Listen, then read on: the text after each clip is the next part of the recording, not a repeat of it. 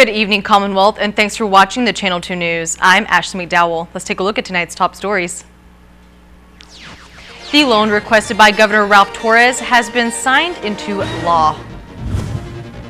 Also tonight, DPS is on the search for a suspect that robbed an individual at Grand Rio Hotel. And we hear more on the delivery of babies in Saipan. In sports, the Micronesian Olympics celebrates its 50th anniversary. Stay with us, these stories and more are next.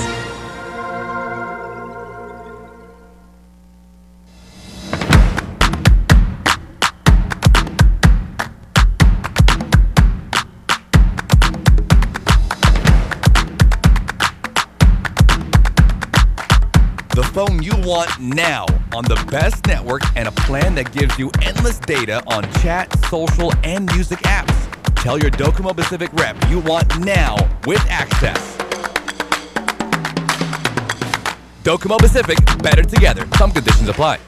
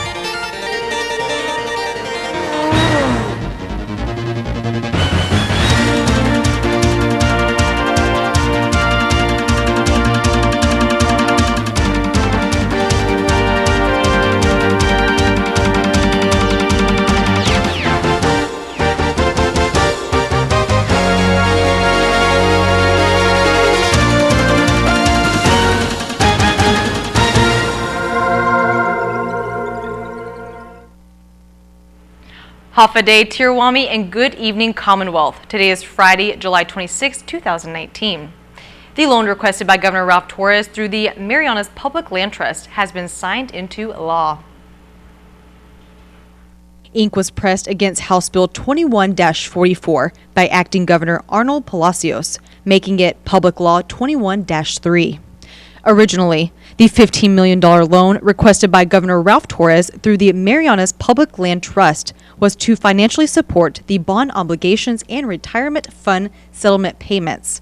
But before being signed into law, the language was changed to only the expenses incurred from Super Typhoon Yutu. The legislation in itself and the findings and purpose says to deal with the extraordinary expenses incurred by Super Typhoon Yutu as per the language that came from the Attorney General's office.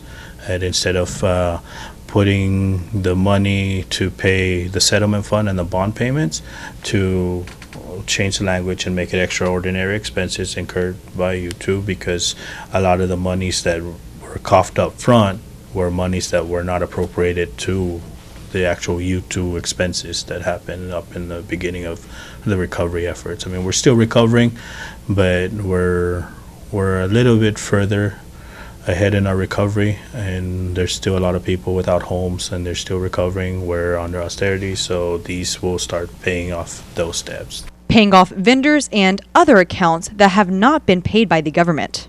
New economic activity for getting the monies out to the vendors so they can pay their GRT, because their struggle right now is they're not getting paid through the services they provided after the storm, and so they're being asked to pay their taxes, but yet the government hasn't paid them their fees that they owe. So by paying them, they can there's more economic activity. The loan will have an interest of 7.5% that will go directly to MPLT, with a plan of repaying the loan off in 5 years. So that's the interest that's being tagged onto they consider the loan. But at the same time, like I said, that they're withholding the money that's actually going to be going to this general fund for appropriation on every fiscal year. Instead of remitting it, they just hold it. And whatever that year, let's say they owe $1.2 million, but it's 1.7, they withhold the 1.7, so it's built in at that 7.5%, which is a bigger amount of payment rather than remitting it to the general fund. Now that the loan has been approved, the next step will be for officials to decide what amount of the loan will be used and for what areas will the money be distributed to pay off debt from the typhoon.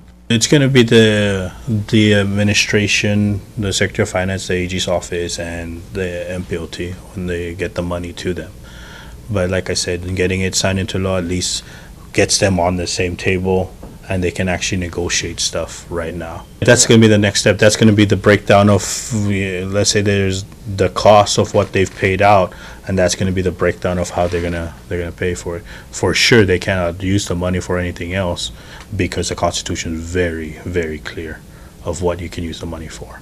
But the ultimate question is, will $15 million be enough to pay off that debt? Reporting for KSPN, I'm Ashley McDowell. And more news from the Department of Public Safety on crimes occurring in our community this week. On Tuesday, a male by the name of Ryan Pua was arrested for disturbing the peace and assault after he entered the establishment Saipan Vegas Resort and proceeded to threaten and assault a female. And on Monday, DPS were dispatched to the Grand Rio Hotel in Garapan for a call reporting a theft. A Korean male claimed to have left the hotel room while housekeeping cleaned. When he returned, his Samsung Galaxy cell phone, $375, a bank security card, and credit card were missing. Surveillance showed a large-built male wearing a blue sweater, black baseball cap, and sunglasses entered his room once housekeeping left. If you have any information on the suspect in the picture, call 911, or to remain anonymous, call the Sinamai Crime Stoppers at 234-7272. Tony Stearns has delivered thousands of Saipan-born babies. In the future, he may be helping more with getting babies started. More tonight as our Chris Nelson interviews the doctor. It's sort of a change in my professional career in terms of winding down that part of it and let me focus on some of the other things. And my job now with MMC, you mentioned we have new ownership, and that's true. Although I'm here and I'm still medical director, the clinic manager, to guide where we go and to work hard on improving our customer service and to provide good quality health care and to put my energies internally in the clinic. The people we partnered with are interested in opening an in vitro fertility clinic here on Saipan. They have great experience with that in China. So that's not certainly, we don't know exactly where that's going right now, but those are the plans and working out some of the details of that. So I'm excited about that because I think that's also a great service that we can provide to not birth tourism, but medical tourism, that the Commonwealth has a service that we can provide that other people want to avail of. And what would make Saipan attractive for that sort of service? We know that there's another in vitro clinic that's here that I think is doing well. What makes it attractive here? The primary reason that people have been interested in establishing an in vitro fertilization clinic here is that there are certain restrictions and guidelines in place in China that prohibit certain women from using in vitro fertilization services. For example, women of a certain age are not allowed to have in vitro fertilization. There are some restrictions on choosing if you want to have a boy or a girl that you can't do in China. There's restrictions on how many children some families can have, and it's different depending on ethnicity and rural versus urban in China. Gay couples cannot have in vitro fertilization in China, both men and women gay couples. So those are opportunities that are available in the United States in general. There's no restrictions on those types of things in the United States. So since the U.S.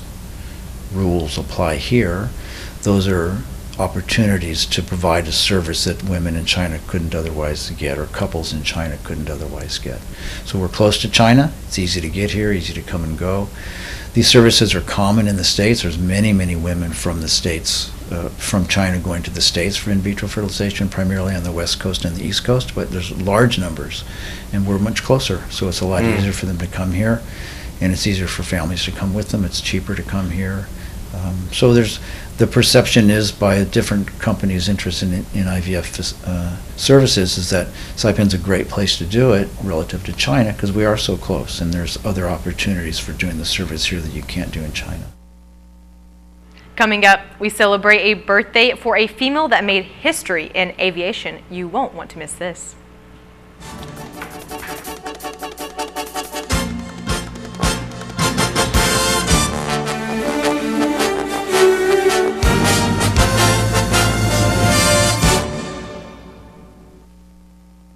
Get the phone plan you're looking for at IT&E. Stay connected with the strongest, widest, and most reliable network in the Marianas. Stream, share, play, shop, and surf the web with super fast 4G LTE data. Whether you need just a few gigabytes of data to get by, or if you want to go further with unlimited data, there's a plan for you. You'll always get the best price. Visit any IT&E store or call us to learn more. IT&E. Explore your world. Ah, the Netherlands, home of the Stroopwafel McFlurry from McDonald's. A mix of delicious vanilla soft serve and caramel waffle cookie pieces. But to get one, you'd have to sneak out of the office, dig out your luggage, wait for boarding group 12, figure out what that means, take a train, take a boat, take a bike, and finally order one. Or get to your neighborhood McDonald's now, because for a limited time, worldwide favorites are here. Around the world is now around the corner.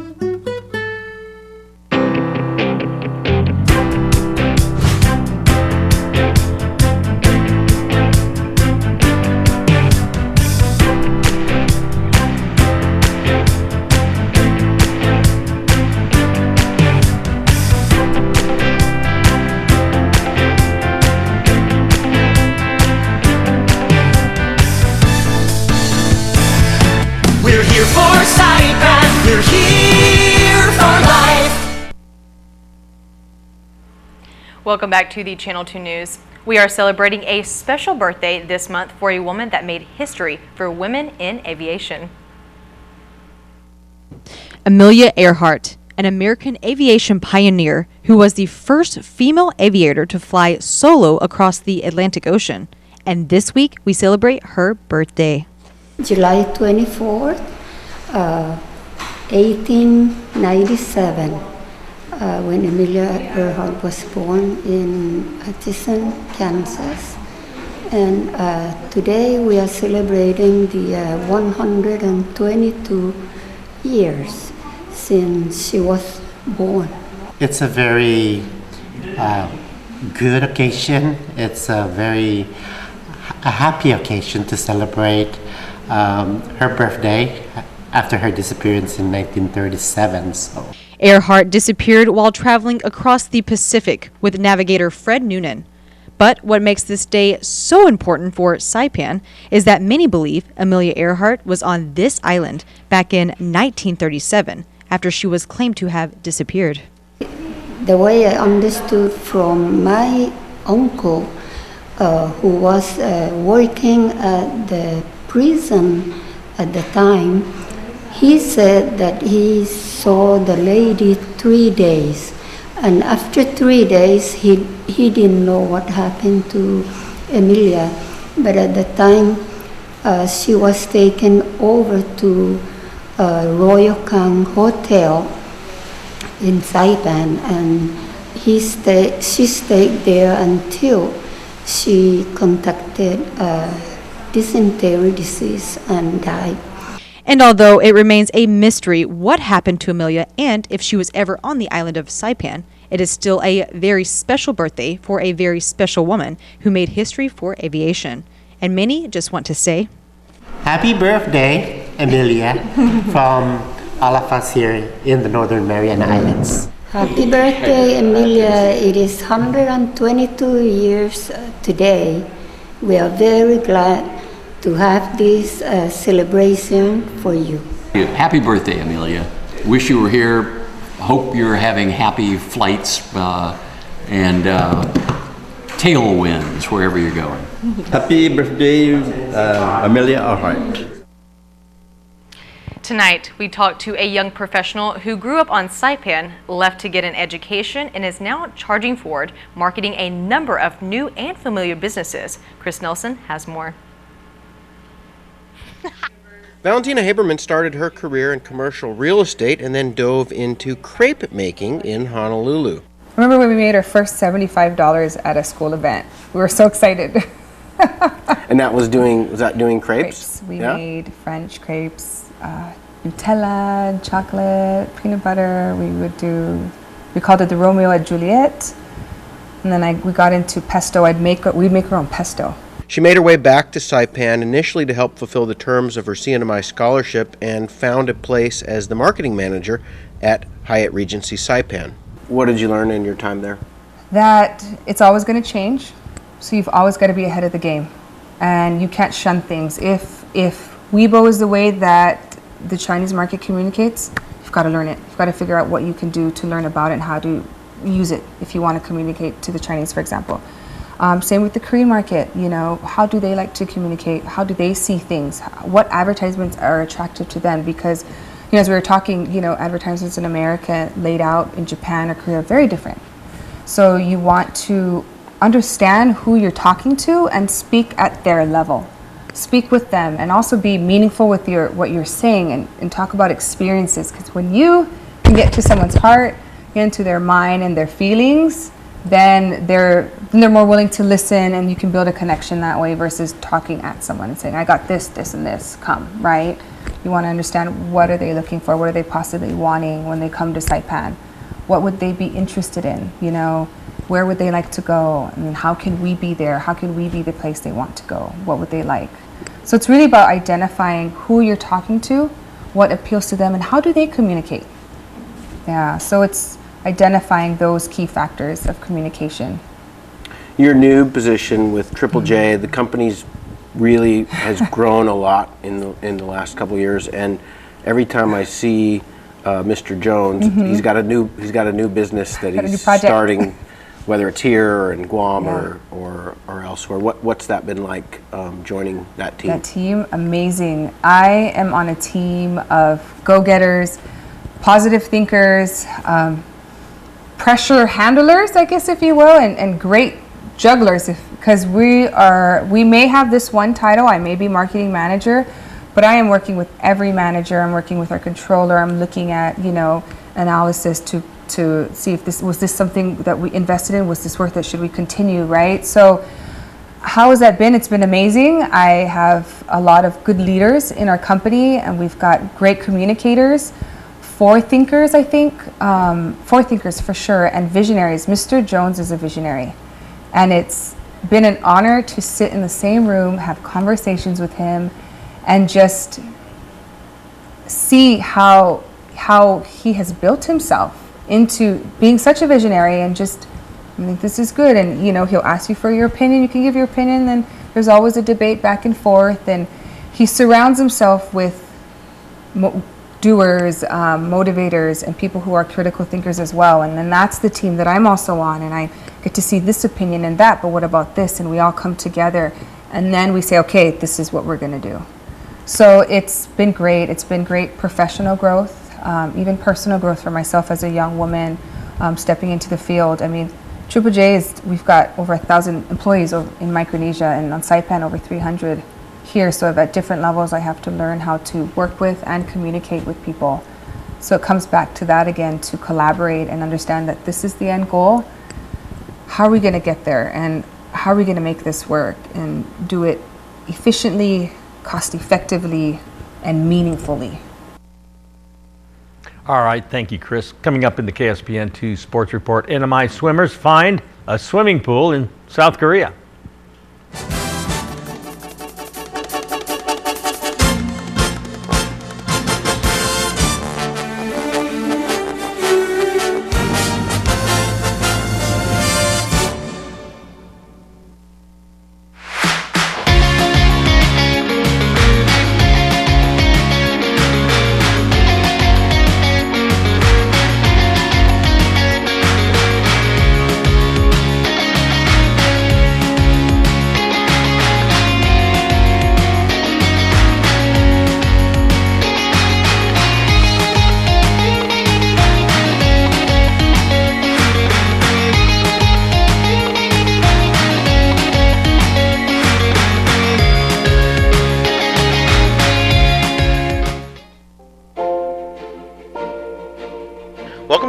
Marianas Eye Institute.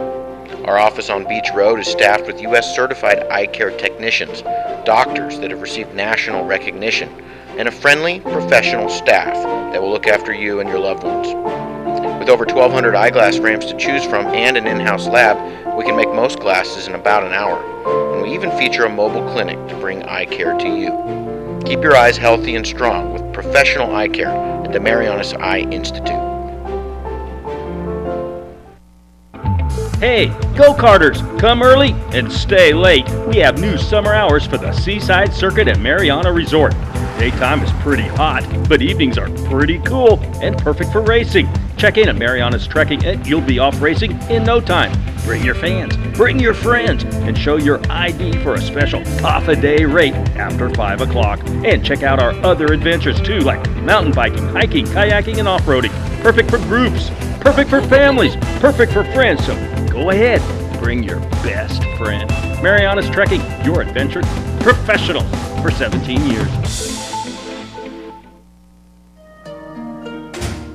You deserve more. I know it's been hard. Come on, let's go for a ride. Hi, welcome to Dow Rent to Own.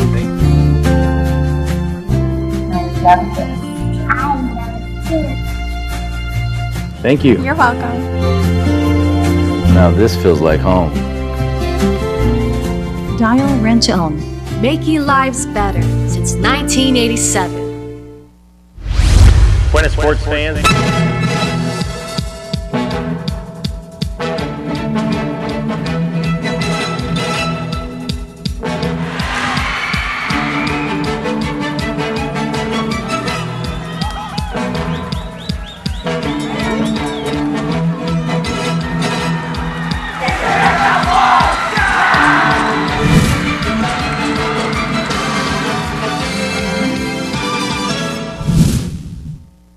Buenas sports fans, 50 years ago. Well, that's something to remember. A 50-year anniversary is called golden for good reason. You think back, wow, that was a long time ago, and I was there. I did it. I saw it. The summer of 1969 was memorable in many ways for many folks in many places and continues to echo today throughout Micronesia. 1969. The summer that changed the world forever. The Apollo landing on the moon ushered in a new era of space travel. Mankind looked up into the sky with new hopes. Woodstock celebrated peace and love, its last great stand, the end of the 60s, and culture was never the same. That summer, an 18-year-old boy in Florida graduated from high school and was headed to college in the fall. He saw Apollo and Woodstock on television. He did not see the Micro Olympics on TV because they were not on TV. You had to be there to see it.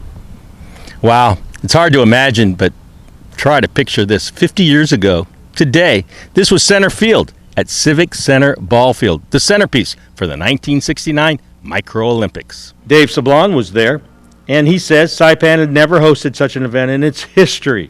We were very pleased to see that we are at least gathering through sports, and got to see some of the old-timers that we knew from the Marshalls, Ponope. So it was kind of a big gathering here in Saipan with our old friends. His favorite moment, watching Micronesian's top distance runner, Isidro Hirons from Pohnpei. Surprised many of us. And this was the running from Marpi to Susupi area. There was a marathon that many people from the districts participated running, and the guy that won is from Pohnpei. So we got together with this gentleman that won the run from Marpi to Susupi from Pohnpei, and I said, why did you win? He says, well, I've been running in Pohnpei for a long time chasing deer. Times sure were different back then. Surprised many of us that he's able to run. Then after he finished running, he started smoking. They're walking around, and I couldn't figure him out. 8,000 miles away, what did that boy, who had never heard of the Mariana Islands in his life, or Micronesia, have to do with the Micro Olympics? Well, that Florida boy later wrote a story about the Micro Olympics gold medal baseball game, which led to a letter to a governor that led to an organizing Committee that resulted in the establishment of the Micronesian Games, the successor to the Micro Olympics. The name was changed to Micronesian Games due to the insistence of the International Olympic Committee, which holds the trademark to Olympics. For the past 3 decades, those Micronesian Games have provided athletes opportunities for competition and personal growth they otherwise would never experience, and with it, a lifetime of good memories. And think about this, all of that sprouted from the seeds that were planted here in the summer of 1969. Well, did you see that? Isidro Hirons, the legendary distance runner from Ponape, is running barefoot. He won all of his events, by the way. All right, 4 Saipan's high school students are racking up the frequent flyer miles, following their dreams, and they don't even have a diploma or a pool. 4 young Saipan swimmers are in South Korea this week going against the world's best. Last week, they were in Samoa for the Pacific Games, where their best was to reach finals. No medals, a 5th place finish was tops. This week, the competition moves up to the highest level possible, the 18th FINA World Championship, with near-capacity crowds, with past and future Olympians sharing the pool with the NMI. 16-year-old Jinju Thompson got special media attention for her Korean heritage. Her mother's Korean. She competed in the 200 meters breaststroke in a time of 2 minutes 32 seconds. 15-year-old June Tenorio swam a 1 minute 4.91 in the 100-meter backstroke. 16-year-old Lenosuke Suzuki set a personal best in the 100-meter freestyle, 57.83, pretty good. And he also did the 100-meter breaststroke in a minute 20. All right, 15-year-old Akia Watanabe, swimming in her first World Championships, did the 50-meter backstroke in 35.04. Not her personal best, however. The 4 formed their first relay team, the 4x100 mixed medley relay. The swimmers have told KSBN Sports that they really need a 50-meter pool to train and fulfill their potential. Their training facility in Marpi closed last September, and the pool may be beyond repair now. There are no current plans to replace it anywhere on the island. The NMI national swimmers have been using hotel pools in the ocean for their workouts. All right, let's get the weekend started. The top plays of the day, well, they're kind of fishy.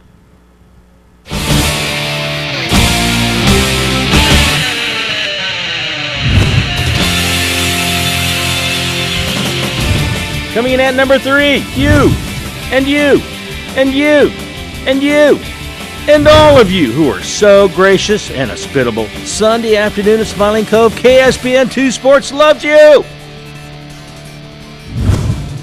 Coming in at number 2, Louis Manabusen becomes the first person with his name 3 times on the Saipan Fishermen's International Tournament Grand Prize Perpetual Trophy. And the top play of the day, Captain Tony Flores and the Aquaholics land a 462-pound Pacific Blue Marlin to win this year's Fishing Derby and the top play.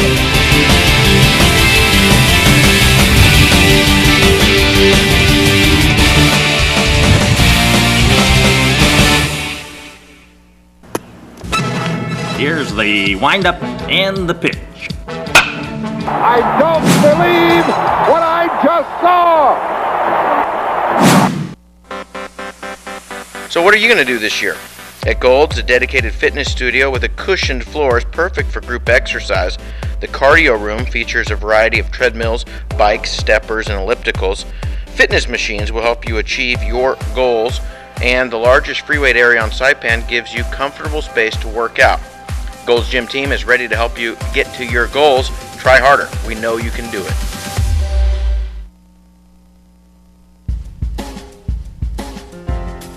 It was so hot today. How hot was it? The high was 90. The heat index, which is how hot it feels, 107, highest of the year. And the low was, actually it wasn't 70, it was 79, that's a typo.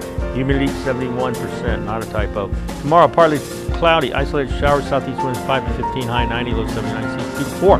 Sunrise 5:58, sunset at 6:49. All right, thank you, Bob, for that weather report. And you know what starts right about now? Yeah, the weekend starts right now. Right now. The 50th now. anniversary of the weekend. No, I don't think so. All right, have a great weekend. We'll see you back here Monday. Have a great weekend.